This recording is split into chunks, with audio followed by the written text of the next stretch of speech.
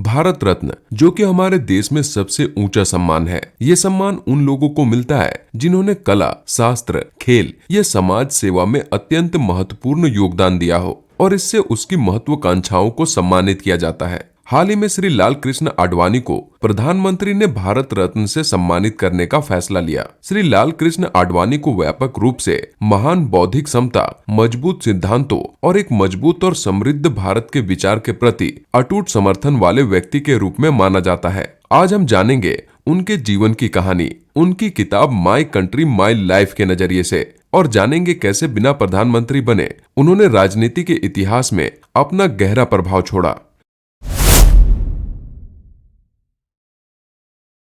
श्री लाल कृष्ण आडवाणी का जन्म 8 नवंबर 1927 को हुआ था और वे विभाजन पूर्व सिंध में पले बढ़े थे। कराची के संत पैट्रिक स्कूल में एक छात्र के रूप में उनके देशभक्तपूर्ण आदर्शों ने उन्हें मात्र 14 वर्ष की आयु में राष्ट्रीय स्वयंसेवक संघ RSS में शामिल होने के लिए प्रेरित किया। तब से उन्होंने अपना जीवन देश की सेवा में समर्पित कर दिया है। 1947 में अंग्रेजों से भारत की आजादी का श्री आडवाणी का जश्न दुखद रूप से अल्पकालिक था, क्योंकि लाखों अन्य लोगों की तरह श्री लाल कृष्ण आडवाणी 12 सितंबर 1947 को सभी RSS स्वयंसेवकों के साथ शरण लेने और कटे हुए भारत में एक और नई शुरुआत करने के लिए दिल्ली के लिए रवाना हुए। कराची से दिल्ली तक की उनकी यात्रा ने सिंध में उनके जीवन के एक प्रारंभिक चरण को अचानक समाप्त कर दिया और इस तरह उनके जीवन का अगला चरण शुरू हुआ राजस्थान में RSS प्रचारक के रूप में। सभी RSS प्रचारक और सिंध से सीनियर लीडर्स को जोधपुर में असेंबल होने के लिए कहा गया,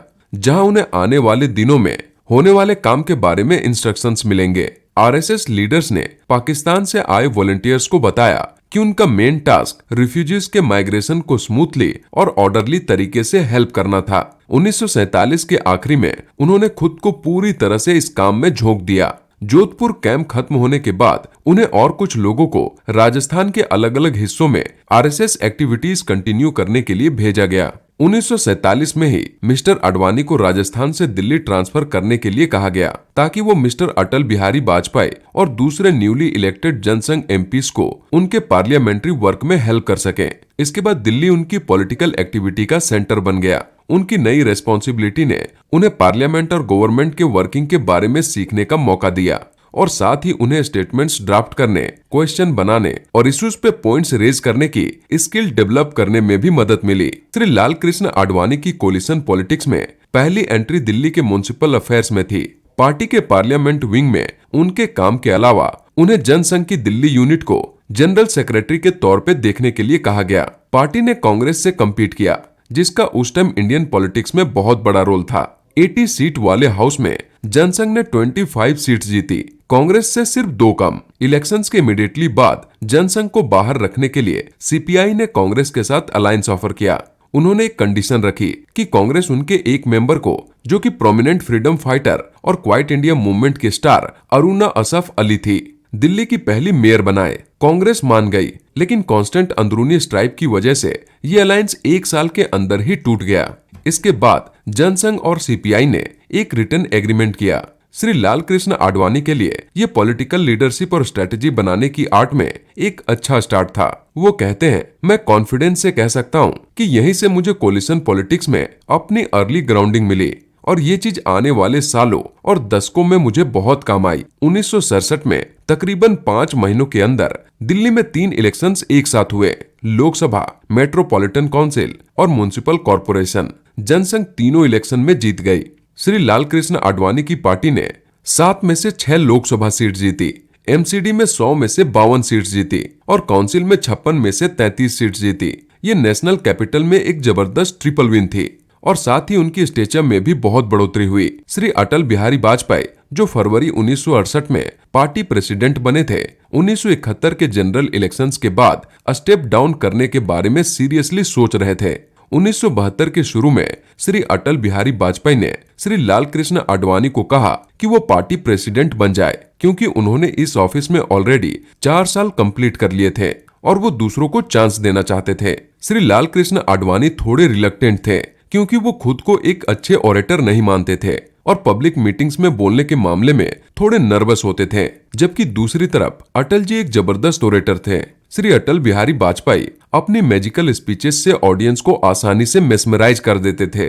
बाद में श्री अटल बिहारी वाजपेयी के बहुत इंसिस्टेंस के बाद श्री लाल कृष्ण आडवाणी मान गए और दिसंबर 1972 में फॉर्मली भारतीय जनसंघ के प्रेसिडेंट के तौर पे इलेक्ट हुए। 25 जून 1975 को उस समय की prime minister miss Indira Gandhi ने इमरजेंसी लगाई, जिसके तहत उन्होंने तकरीबन डिक्टेटोरियल पावर ले ली। उन्होंने आरएसएस को बैन कर दिया और सारे अपोजिशन पार्टी लीडर्स को अरेस्ट करके जेल में डाल दिया। श्री लाल कृष्ण आडवाणी, जो उस वक्त श्री अटल बिहारी वाजपेयी के साथ बेंगलोर में थे, अरेस्ट कर लिए गए और जेल भेज दिए गए। पॉलिटिकल डेवलपमेंट्स देश में तेजी से आगे बढ़े और नए इलेक्शंस अनाउंस होने के दिन ही जयप्रकाश नारायण ने जनता पार्टी के फॉर्मेशन का अनाउंसमेंट किया और एक 28 मेंबर की नेशनल एग्जीक्यूटिव कमेटी बनाई, जिसमें मोरारजी देसाई प्रेसिडेंट और चरण सिंह वाइस प्रेसिडेंट बने। इसके members 4 parties Jan Sangh, Congress, socialist party और लोक दल से लिए गए थे, जो मर्ज होकर नई पार्टी बने थे। जनता पार्टी की लैंडस्लाइड विक्ट्री के बाद 21 मार्च 1977 को इमरजेंसी हटा दी गई, जिसमें उन्होंने क्लियरली मेजोरिटी हासिल की और 542 सीट वाले हाउस में 295 सीट जीती। मोरारजी देसाई ने इंडिया के 5वें प्राइम मिनिस्टर के तौर पे शपथ ली। श्री लाल कृष्ण आडवाणी उन 3 लोगों में से एक थे जो पहले जनसंघ में थे और नई गवर्नमेंट ज्वाइन की। अटल बिहारी वाजपेयी को फॉरेन मिनिस्टर बनाया गया और ब्रिजलाल वर्मा को इंडस्ट्री डिपार्टमेंट दिया गया। प्राइम मिनिस्टर ने श्री लाल कृष्ण आडवाणी से पूछा कि वो कौन सा डिपार्टमेंट चाहते हैं और बिना झिझक के उन्होंने कहा कि वो इन्फॉर्मेशन चाहते हैं। वो अक्सर इंदिरा गांधी और उनकी पार्टी द्वारा सरकारी मीडिया के बाइस्ड यूज के बारे में लिखते थे और ये वो बदलना चाहते थे। राज्यसभा में उन्होंने ऑल इंडिया रेडियो और दूरदर्शन को ऑटोनॉमी देने की मांग उठाई थी और आईबी मिनिस्टर के रूप में उनका पहला काम पार्लियामेंट में इमरजेंसी के दौरान मास मीडिया के मिसयूज पे एक व्हाइट पेपर प्रेजेंट करना था। उन्होंने तुरंत मेरे मिनिस्ट्री के एक फॉर्मर सेक्रेटरी की हेड वाली एक स्पेशल कमेटी अपॉइंट की, जिन्होंने रिकॉर्ड टाइम में अपना काम कंप्लीट किया। आईबी मिनिस्टर के रूप में श्री लाल कृष्ण आडवाणी ने लोकसभा में 2 बिल्स इंट्रोड्यूस किए।